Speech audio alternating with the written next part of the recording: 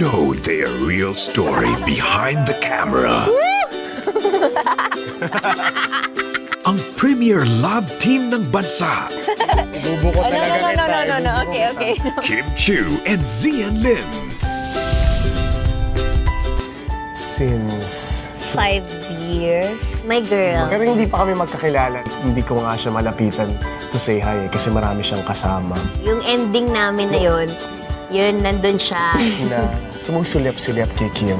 Ganon. Tapos nagkasama po kami after My Girl, My Only Hope, hanggang sa My Beyond the Girl noong 2011. Doon nagkaroon na kami ng kwentuhan sa set. Pero now, may invite ko na siya mag-dinner, na kumbaga nakasasamahan na niya ako kung saan-saan. Kumbaga yung foundation, talagang paulit-ulit namin sinasabi yung foundation, talagang nagawa namin.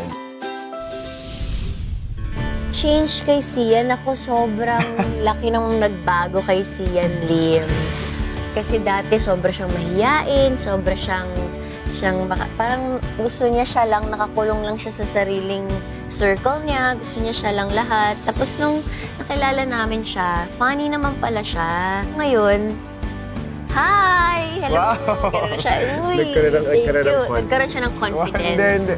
Sobrang laki ng confidence niya. And then, laki, tumaas, lumawak yung confidence niya. Tapos ngayon parang na-happy ako na nakita niya yung brighter side of the world. Si Kim, marami akong natutunan sa kanya. Yung realization ko is no man is an island. Pero nahihiya lang talaga ako. Pero si Kim, parang napaka-open lang niya talagang tao. Isa yun sa mga na-influence niya sa akin na parang huwag ka matakot. Huwag ka matakot just to be yourself. Only child kasi siya. Yun kasi lagi kong sinasabi sa kanya na nasanay siya na siya lang lagi. Para nasa kanya lahat ng atensyon, nasa kanya lahat ng, sabi niya, hindi mo pinapansin dyan. Grabe siya talaga.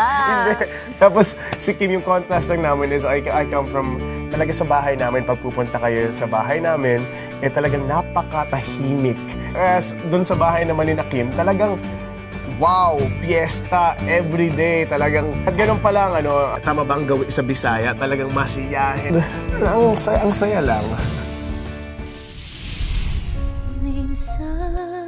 Bigyan niyo po kami ng chance para ipakita po ito. Galing po siya talaga dito. Sobra.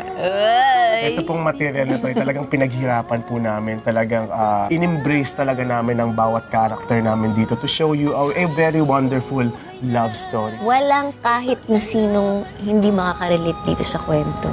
Kahit sino, alam mong napagdaanan nila, yun.